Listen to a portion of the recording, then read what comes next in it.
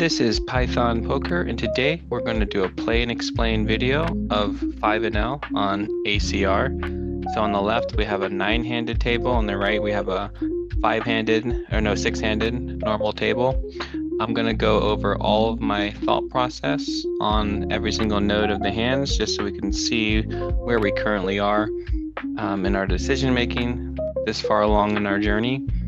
So the bankroll is was 516 when we started the video. Overall, still making some mistakes. Making some big river mistakes by calling re-raises and not ranging my opponent very well. So, and bluffing in bad spots. I'm still doing some fundamental mistakes, but I'm also not working, I'm not doing pre-flop optimally as possible. So we're going to decide every pre-flop decision, comparing the ranges, going through every step, and just see where we are. If you have any suggestions, please let me know, and we'll share the bankroll after the video. But we're about 516 currently, and we are rolled for 10 and L, but I want to make sure my errors are reduced. I know I'm going to make errors, and everyone makes errors when they play poker. It's a very tough game. However, the errors I'm talking about reducing are like fundamental mistakes, like doing multiple leaks that I know are mistakes, like just repeated things like that I shouldn't be doing. So with that intro out of the way, maybe we'll get to a hand eventually, but so we're spectating a little bit till we get to the blinds. But we'll go through every single situation and really focusing on pre-flop for this next 50K hand sample. And so I'm about 60K hands on ACR. I started at about 440 and I got up to about 516. My max high was 560, I think, or 550. But either way, the bankroll doesn't matter at this point. It's just the decisions that matter. So I'm thinking about, there was a good quote I heard the other day where it's, you're not playing for your current stakes now, you're playing for your current stakes 3 years from now. So everything adds up over time, and all we can do is just make the best decision possible. So we will evaluate. So here we have King 2 offsuit facing a low jack open. So from the button here, this is an obvious fold. Even from this initial, we can, from the big button, the big blind, we can have a calling range here. But given that I was going to fold that to this open anyway, but given this re-raise over the top, it's an easy fold. But there are some calls from big blind and from the button. Those are the main two positions I'm only going to call from. And here we have essentially a low jack position, so this 9 max. So with Queen 6 is on the verge of a call. I'm thinking now it's definitely going to be a fold. But I was going to fold this originally as well because I want to open probably about Queen 8, Queen 7 suited from the big blind. But like as I was saying, the big blind and the button, we have some cold. We can call from those positions only. The other positions are going to be 3-bet or fold, and that's what I'm going to be doing. So here's the situation we were earlier. Here's the limp. I don't even want to get involved with this limp here. So queen, ace queen, we were definitely dominated by. I don't even want to get involved with this limp in action. Just use multi-way. Really wide players. So let's just, I want to enter the pot from the small blind. Here I'm going to raise, facing a button open from the small blind. I want to bet to open the action. And we're going to raise this one. We're just going to go to a little over 5x, the limp. See what happens. They do call. So ace is available in their range. I'm gonna continue the aggression. I have all the aces in my perceived range. They could have some ace-x in their range as well. They did call. In my opinion, they're on a draw, like a flush draw or straight draw. They could have an ace-x as well on their range. I'm going to take the aggressive route and barrel. And they do call, so most likely they do have an ace in their range. I'm just going to check this one back, or check this one over, and give up. Since they did call, their range is a little stronger there. But we did end up taking, so they were on a flush draw. So that's, I'm going to open the nines. So I wanted to barrel the ace on the turn there. Just because it favors my range better as the pre-flop aggressor. But as we saw, they were on a draw there. So we gave up. I was thinking I was going to check down and check over and then fold to a bet on the river, which they probably should have bet. You're not really supposed to bet draws, flush draws specifically on the river if they blank.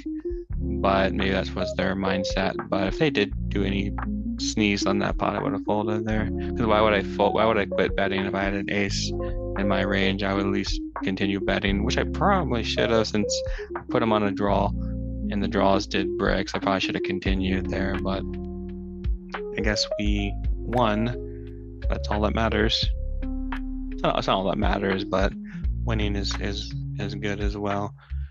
All right, so let's look at some action here. We're gonna fold and let's see if we can see some showdowns here.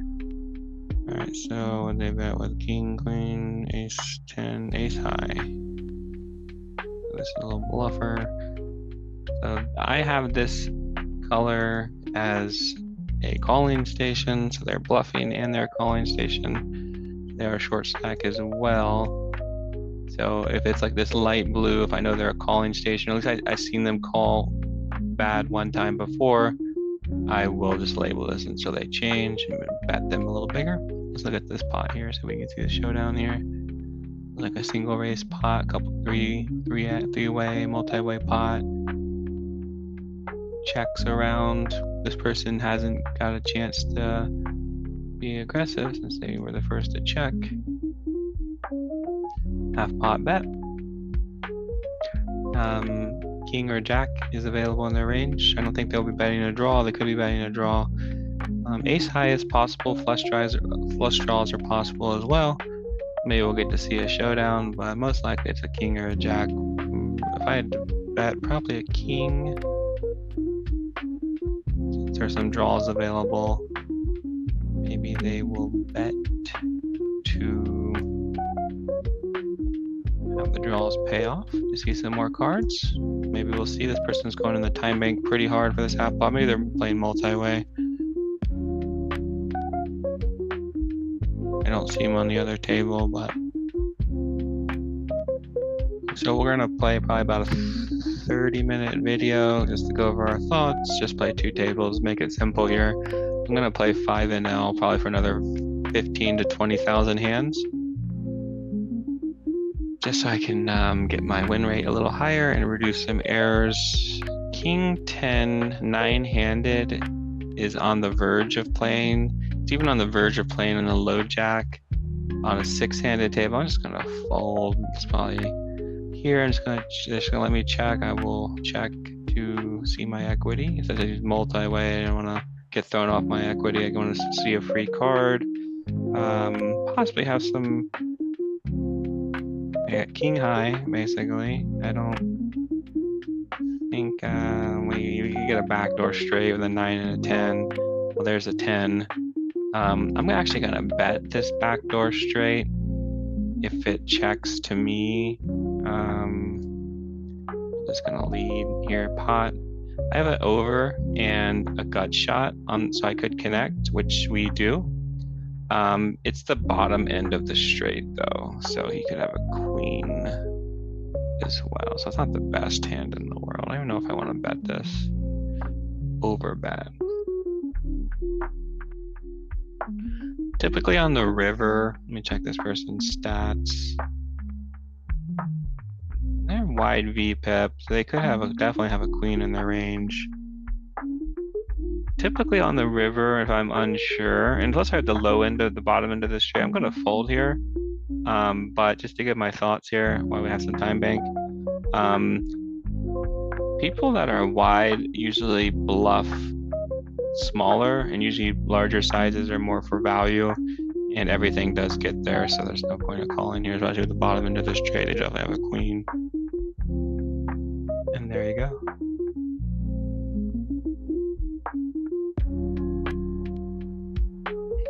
So far we're ranging our opponents well. My goal is to be better at ranging my opponents here. So we got a button limp. I'm in the small blind. King 9 suited is what I want to. I'm just gonna fold. I probably should have. King 9 suited is the threshold of what I want to open from the small blind. Even with a limp, King 9 suited is. I'm trying to make sure I play my ranges really well, learn my ranges.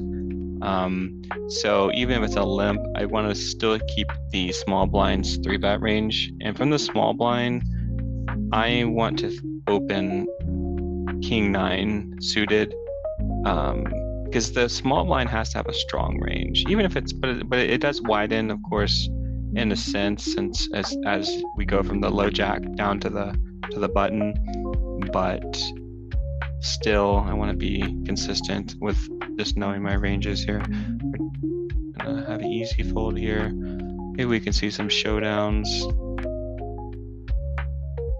These little HUDs are great, but they always get in the way of the bet sizes, so I was not used to me moving them around. This is actually not too bad since I only have 2 tables going. When I have like 8 tables going, the tables are a lot smaller, so they just get in the way. I will see my equity for free, sure. We have a backdoor flush draw. Let's see if we can see an action on the right table. Just gonna check. And I want to be careful with my timings on my checks. 7-9, so they did river a street. And was it a straight or a flush? Oh, yeah. Paying attention. I need to pay attention more. So here I didn't pick up any additional equity. We're just gonna check.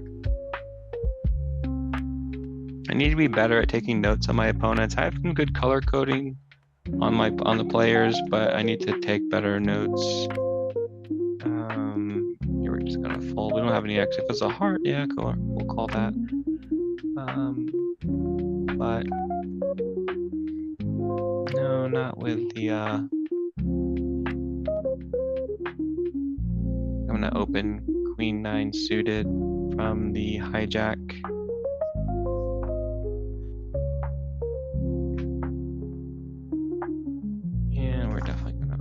Ace jack suited. Here we're going to easy fold. This is 3-better fold from the small blind.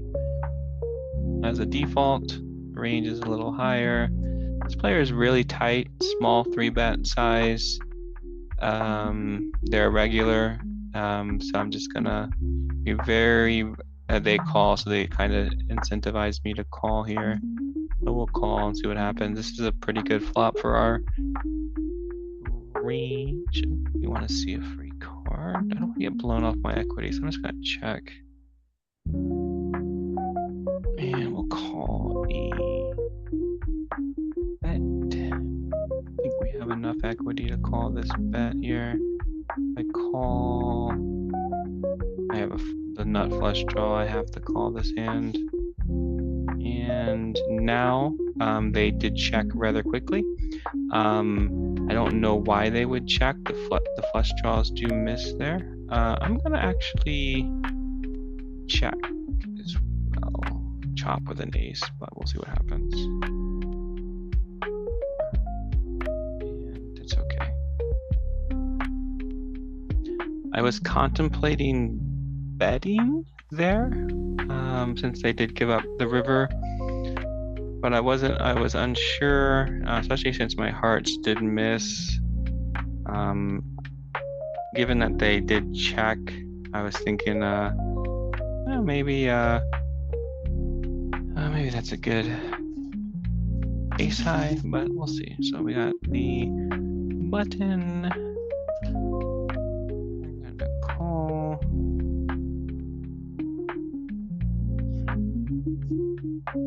Just gonna check. I was contemplating bluffing the river, but that pot was pretty big. I don't think jacks would fold there.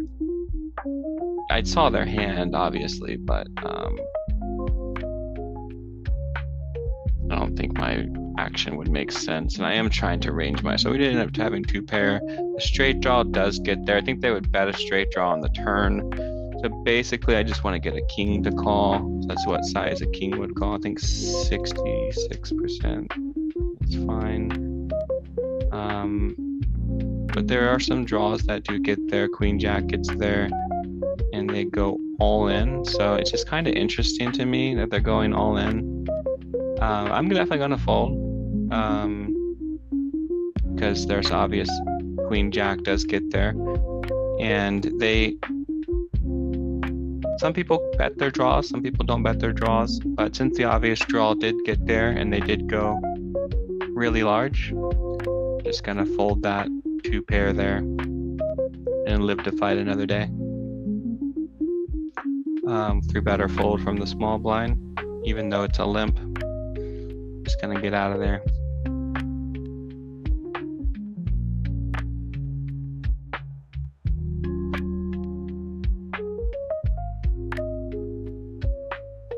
I am trying to be better at just understanding the board also. Sometimes I miss things like that when draws get there. That the most obvious draw gets there.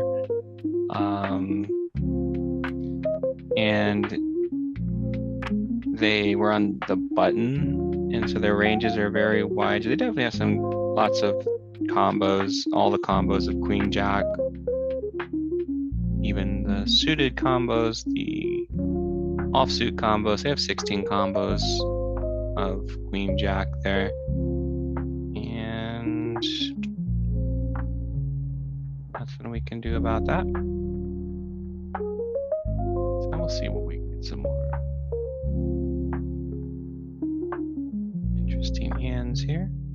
If not, we'll just go through. All we can do is just go through every decision that we can, all the data and all the variables that we currently understand about the game, and just try to make the most profitable decision. We're not gonna win them all,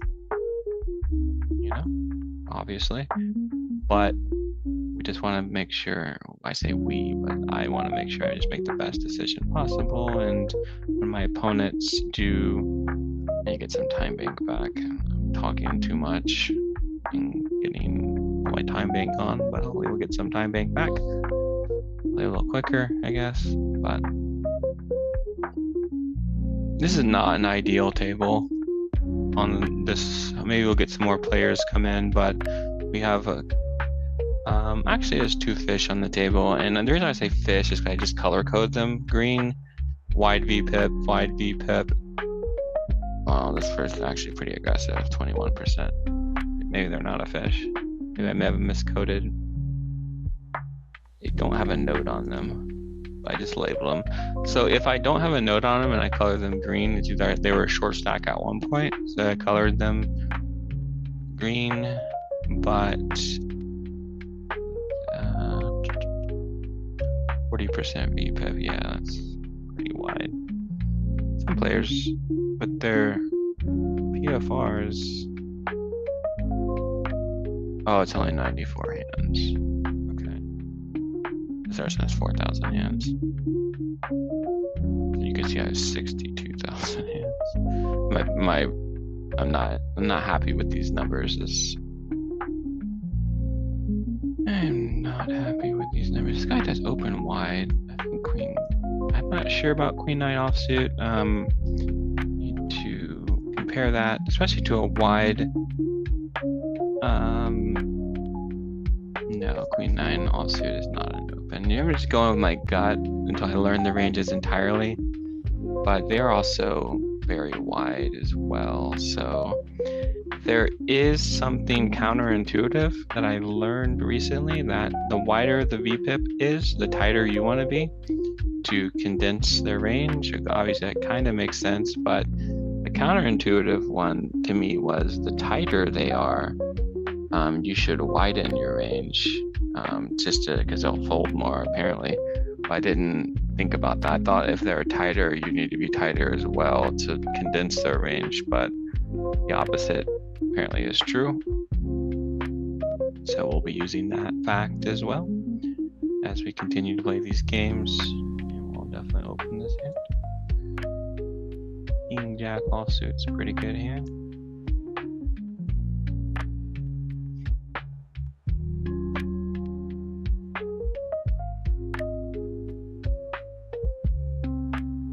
Play the long game. Poker is a long game, so person seems to open a lot of hands here. So this is a hijack position, but and this is a fold. Even how wide they are, this is a fold.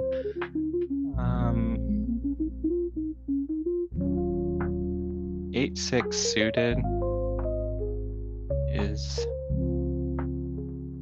hand I can call there with the 8 in it.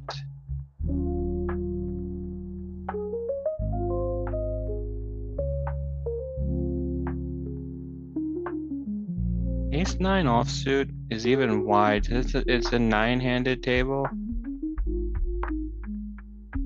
I'm gonna fold. And Queen 2 offsuit, fold. Limper. I will isolate the limper, but I need to have a playable hand, especially if there's players act behind me. Don't want to be cold calling. I don't want to be raising to get re-raised with Queen 2 offsuit to get blown off my equity, or lack their equity there is.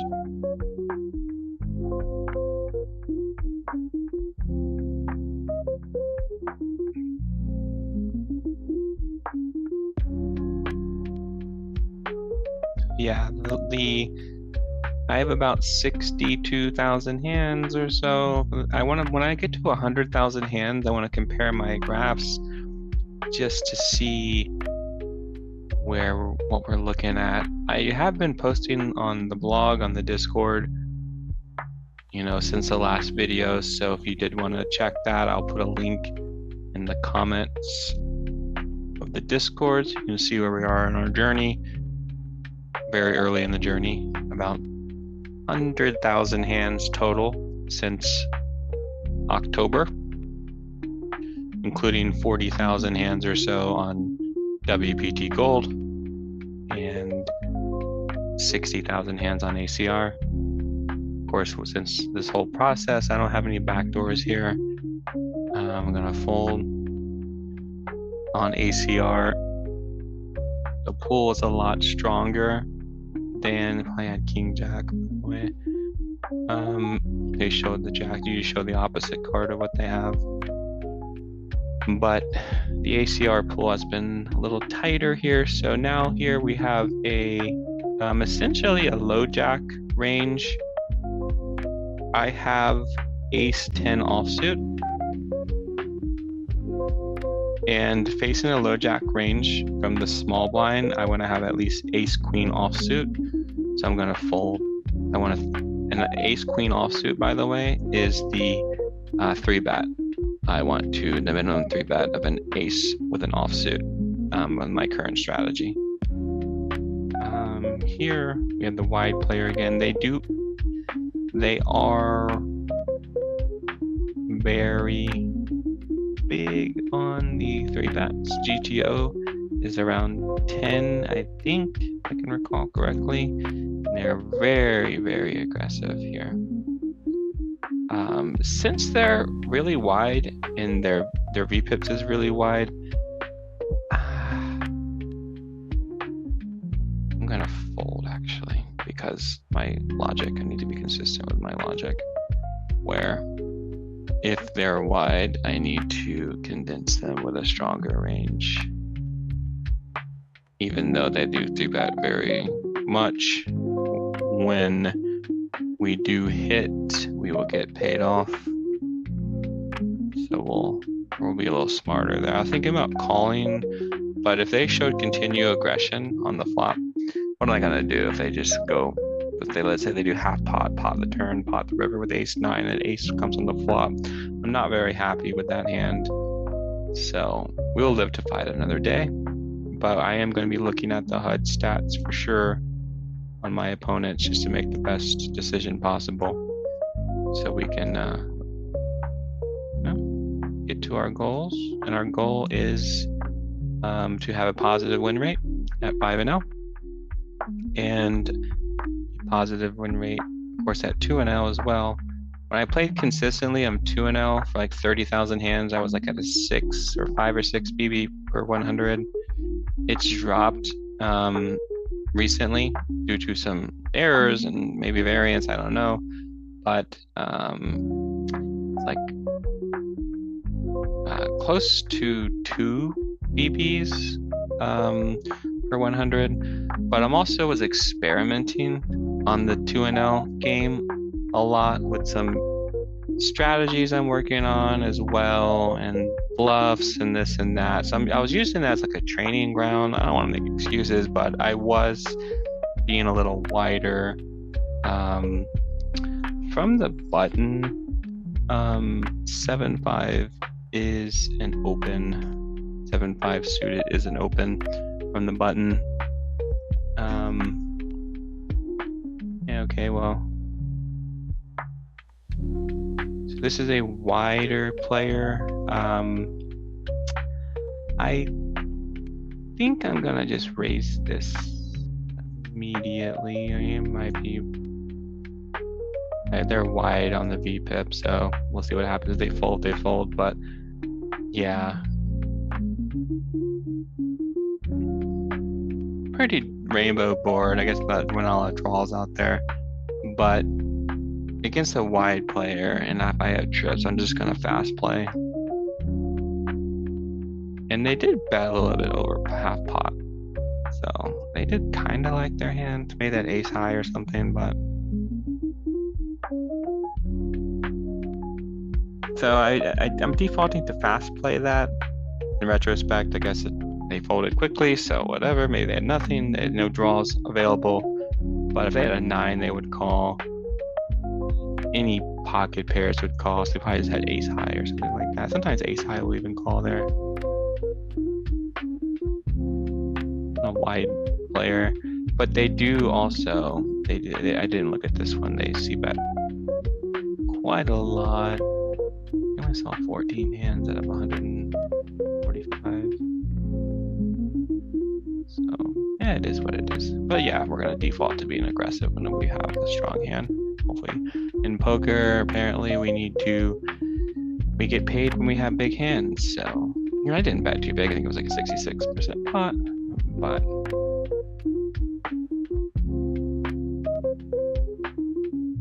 maybe I can even have re-raise a little smaller, maybe 50% pot. I don't have a lot of buttons on my little bet size bar, but 66% is mine. I can scroll a little bit, but you never know.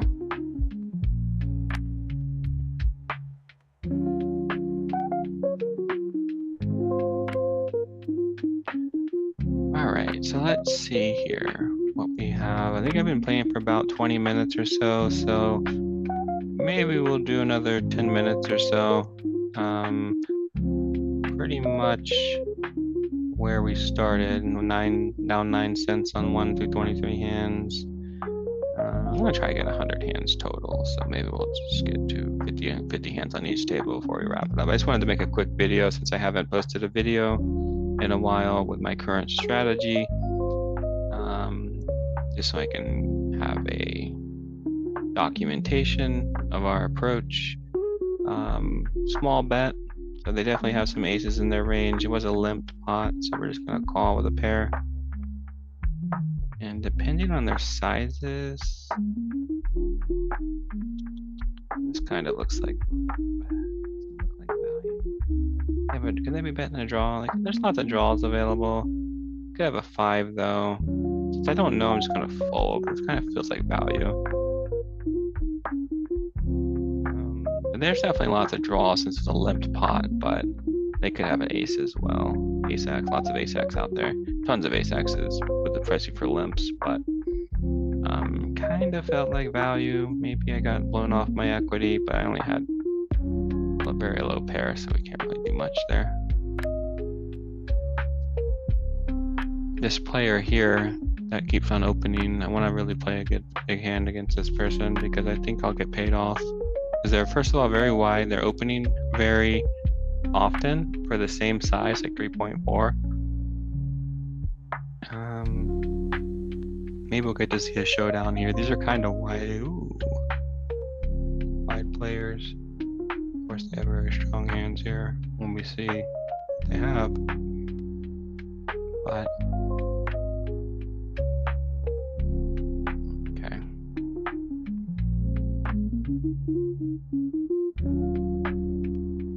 This person's going to be tilted now. So I want to definitely play a pot against them now when they're tilted. Assuming they'll be tilted after that, we'll see.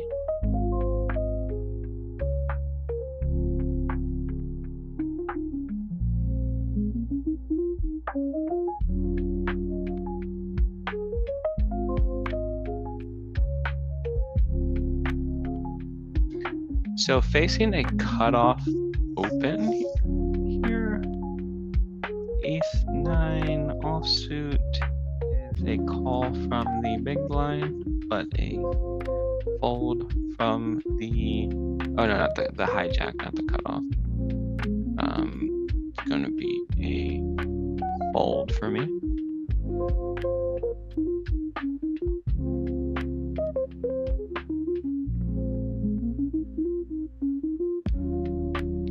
It did top up, so maybe they're not that much of a pitch after all.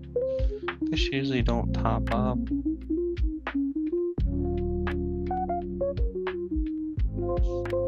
Let's see, we'll keep them this label for now. Maybe should I just call their VPIP is so wide. It's only 115 hands though. Not 40 VPIP, that's the most likely there. Fishy stats. But we'll see what happens. We'll look at some more showdowns and we have to reevaluate this color coding.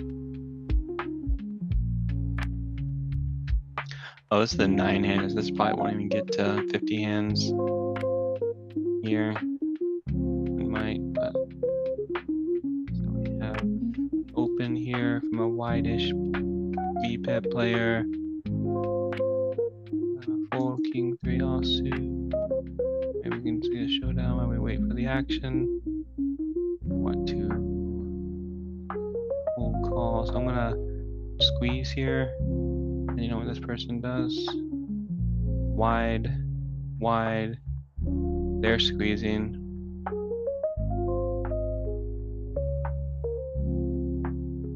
They're probably trying to attack these players since there's a cold caller. So I'm just gonna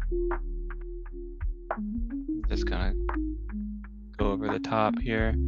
They go all in. I think I have to call this one off. I put half my stack in, or do I? Can I? They're uncapped. They're very wide though.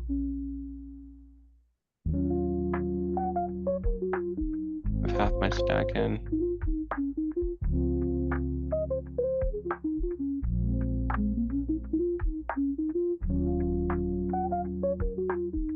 The reason why I called that is because when I 3-bet, even though they were,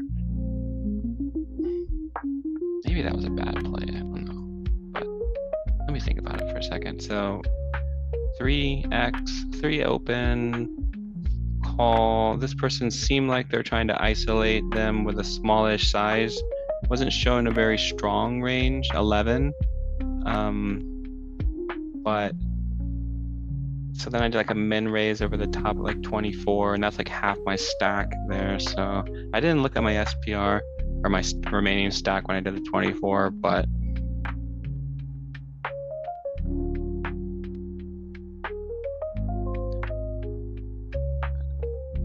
it just felt like a call, honestly. But I just going with my intuition there, but especially because they were wide too. The VPIP was wide on the end. They weren't like a tight player.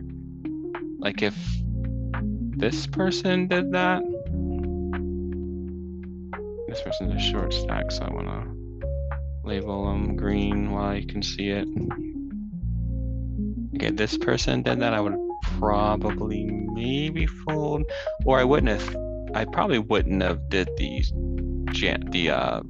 raise over the top with this guy leading, but since this guy over here was the wide VPIP player, it's kind of going that direction on my thoughts there.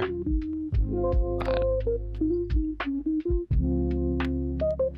I don't know, let me know in the comments if you think that play was bad or not, but it worked out against Ace King.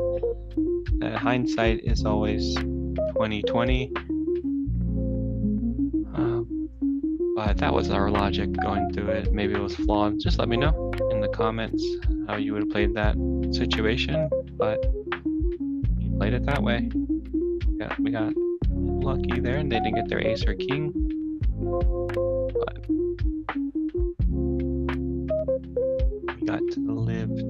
Okay, so coming up on about 30 minutes on the video, so I'm just gonna play to the blinds on both of these tables. So this is gonna take a little longer here, but we're gonna probably play one more hand on this table.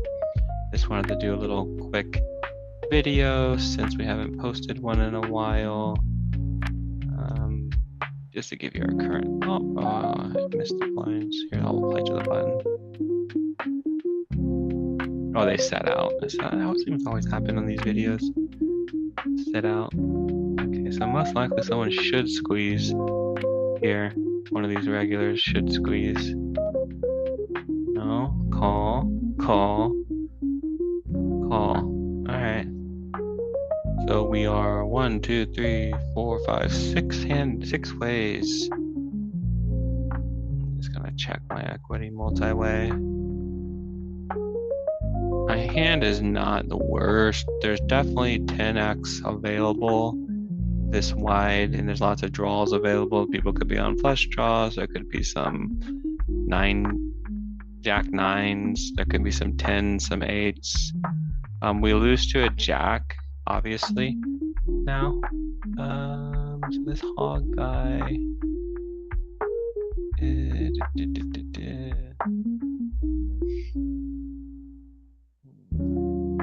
Oh, shoot, I ran out of time. I think I was contemplating raising there.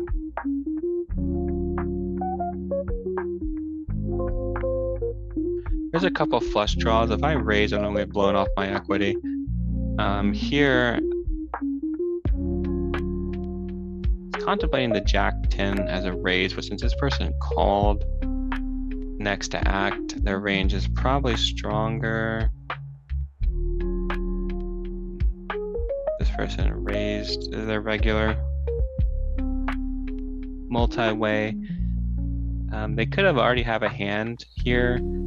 They could have a completed draw or picked up a flush draw on the turn. So I'm thinking, what happens if I just call here and let's say I even hit a queen on the river? So I did play to the blinds. We're just gonna end back to that table. And we're gonna think about this hand. Multi-way raise. Get a jack 10. So basically I have 4 cards available, 8% equity of hitting. No, not 4 cards, 8 cards, 16% is gonna fold. We'll look at the rabbit card though. I have about 16, I'm back. So I have about 16% equity, given a raise on top, you know. I am going to be defaulting to folding to re-raises in general, because I'm a little sticky to re-raises. Could have had a set, could have had 2 pair, could have had there's 2 flush draws available. Even if I hit one of my outs, it could have hit, one of the outs could come on the completing flush draw. So my outs aren't the best in the world. They could have already had the better straight draw, so you know what I mean. So it's not ideal, so that's why I folded that one. I'm gonna play one more hand at this table and call it a day. And we'll show the bait. This person's sitting out. No, we got to actually go through one. All right. So I'm gonna blur this part out, but we're gonna just pull up the poker tracker. And this was pull in the hands, select files. This part will be blacked out. We will select these files. Only played 2 tables. Get those 2 in there. It's only about 100 hands. But we'll go over the stats. I just want to be as transparent as possible in this process because that's what I'm doing. Just going through my thoughts. I only played 77 hands in that session. But let's look at my hands from the total day today. So today we won $2. I'm just gonna do, so let's just look. Yeah. Nothing too crazy. Red line's it was tanking a little bit. Probably was calling a little too much and folded. Let's look at since I started working on my pre-flop, which was on Saturday night, which is what? So today's the 24th. Today's Tuesday. On the 21st. Let's look at since the 21st. So I played about 3,000 hands since the 21st, and I'm trying to improve my pre-flop. But my red line's still tanking a little bit, so I need to work on that better. But you know, I want to see my red line like be more break even. But did have some success. Yeah, like $12 or so. And let's look at the bankroll. See if it's updated. So this says 509, but most likely the tables I just exited didn't add it. Oh, there you go. So we're at 520.10 now. So not the most exciting thing in the world, but I was so I was on a stretch. Just go through all the dates so we can just do a summary. I haven't posted a video in a while, but here's my wonderful graph. So 63,000 hands or so. I could just take you through it real quick. I made another video about this, but this right here was all 2-0 right here. So this was me just learning the pool. And can I zoom in? I think so. I don't know how to zoom in. But anyway, so this is just learning the pool. So I made about 37 bucks or so. Not the best thing in the world, but I was just trying to learn the 2-0 streaks, and I wasn't doing amazing. But then I just said my bankroll here was around like 500 or so. So I was like, I'm just gonna try 10-0, and because I was rolled for 10-0, so I was like over $500, and I was like, I'm just gonna try it. So I went from 2-0 to 10-0, and so I didn't have the best start in the world. I recovered a little bit and got to my peak high, which was around 545-ish. This was probably a sun run. Like you see I'm above EV here. And then I lost most of it. I kind of went back to break even over 35,000 hands. So I was like, oh wow, kind of just back to where I started from. So I learned a lot, and I decided to switch just to do a hybrid of 5NL and 2NL from this point on, and we recovered the bankroll pretty nicely. Maybe this is another sun run, but we did recover pretty nicely, close to the peak high from just playing 5NL and 2NL. From this size here is about 35,000 hands to like 40, about 12,000 hands. We made almost $80, which is a lot for 2NL, 5NL mixture.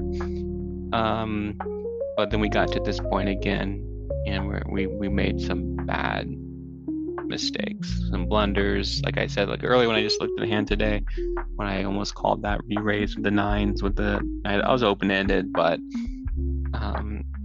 I would call re-raises like that all day, just with any type of continue. And even on the rivers, when their range was so strong, I would call some re-raises. And also, my pre-flop, I was cold calling a lot and not c-betting a lot on the flops, especially when I was in a 3-bet pot when I was the aggressor. So I'm losing some. As you can see, my red line was like, this is from the 10NL, so the scale is a little off compared to this scale, as you can see. But even at the when I started the 5NL 2NL mixture, I was kind of getting a little flat line here, but then I would just tank. The red line was tanking. Recovered in some situations, but then we were tanking the red line again. So the theory is that if I improve my pre-flop and I can range my opponents better and just not make some silly re-raise calls and bad bluffs, the red line will hopefully either flatline or rise up. But that's a little summary of the process of where we are. So we'll stop the video here. But if you check in the comments, you'll see the Discord where I go over the current strategy and my current thoughts for this whole 63,000 hand sample. And so hopefully when this graph goes to 100K hands, we will be a lot less flat and more of this trajectory, we'll hope. But, and also given this loss here, the loss didn't go down, right? We're still kind of recovering here from this situation. But we will continue the grind. That's all we can do, and try to get better one day at a time. So anyway, well, thank you for watching, and we'll see you next time.